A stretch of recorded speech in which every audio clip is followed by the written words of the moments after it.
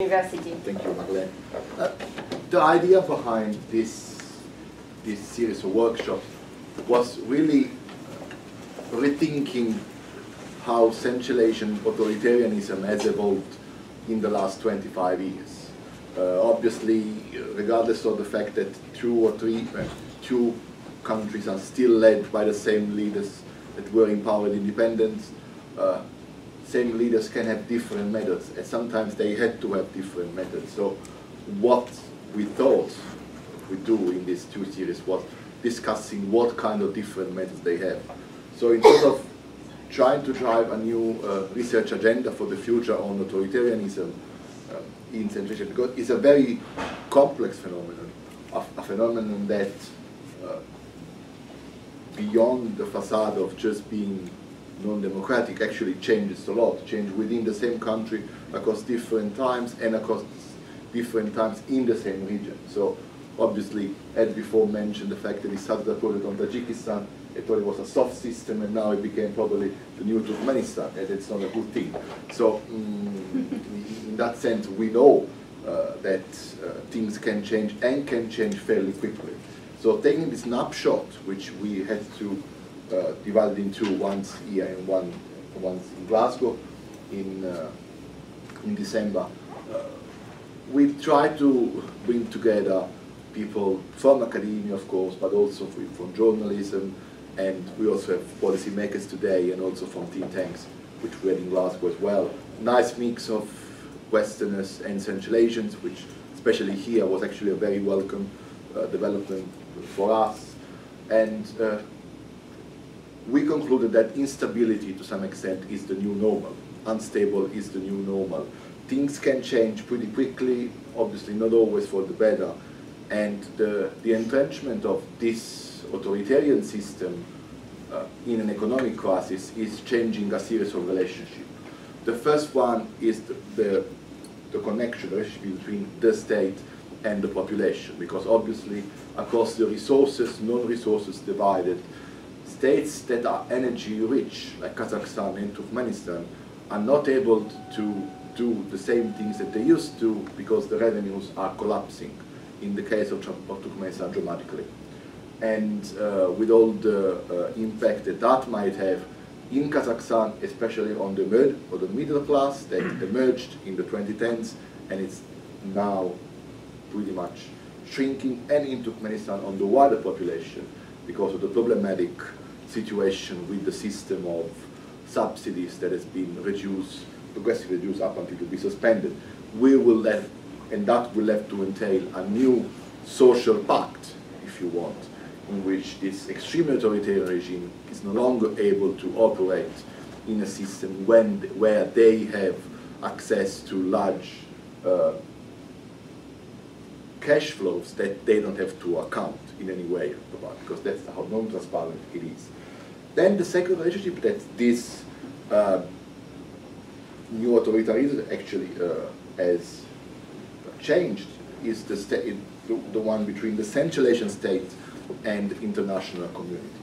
Because in this, in the last 4 or 5 years, we have actually seen two processes. One, which is the progressive transnationalization of Central Asian states, in which we've seen elites in Ashgabat, or more so in Astana, and that become transnational actors. The Tajikistan, the Tajik regime organizing renditions across Turkey and going and stopping radicalization, that's how they call it, in the markets in suburban Moscow, indicates that the state is now capable of doing things which we didn't think they were, regardless of the level of globalization that they might have. Also, onshore, offshore development in the way in which the states conduct their business, especially at family level, at first family level, to use a Kazakh expression, is something that we discuss fairly in depth, especially in the Glasgow workshop. And in turn, this change in an increased transnationalization has also led to a further change in the way in which these current authoritarian states are looking at international powers, namely Russia and China.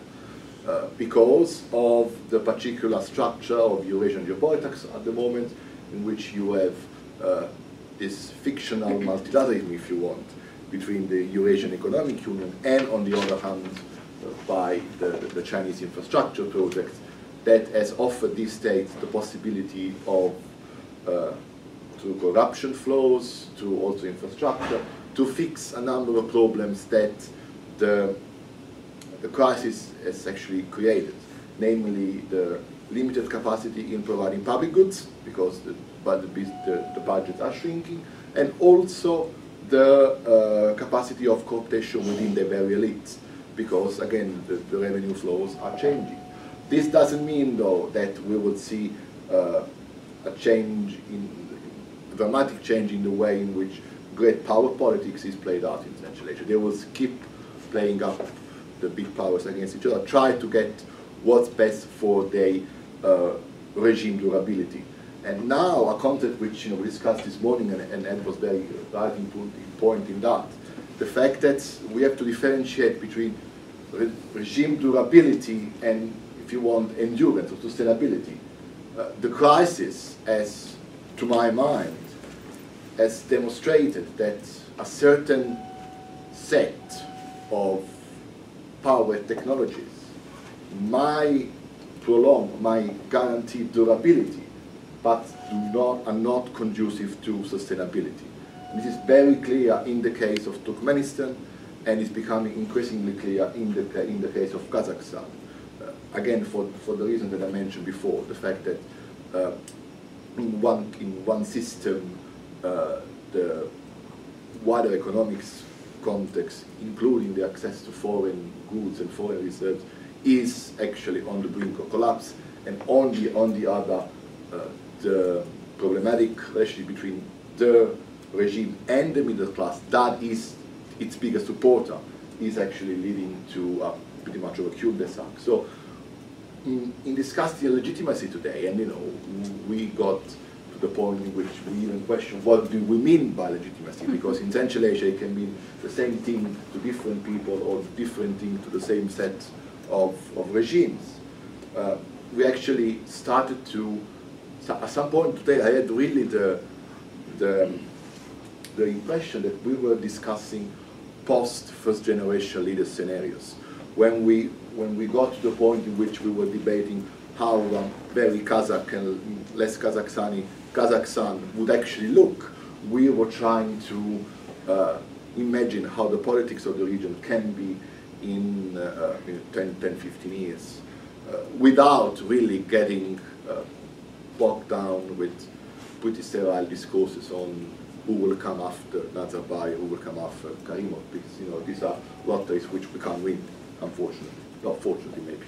So in that sense, it was very interesting trying to set this agenda, try to look beyond what's the facade of somehow very eccentric regimes that obfuscate our understanding of how the politics of the authoritarian politics of the region functions.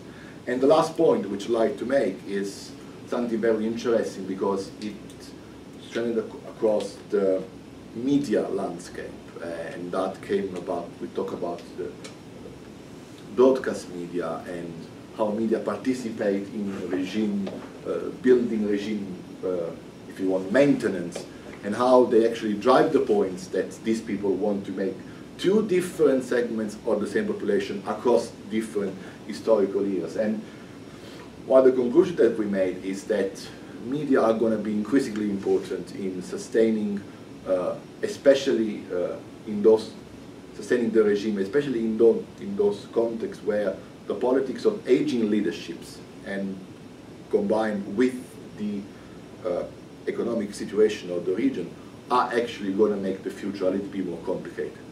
Propping up the message that the regime wants to have might not work in the long run to avoid any trouble to the leaders, but for sure is actually a further vehicle to try to keep modifying the political culture, political behavior of the place. especially in how these people, actually, the population, do comply to the rules that the regime impose on them. So that's pretty much my perception of what we've been doing. So I'm very happy to have Sally now, giving us more of a round up about.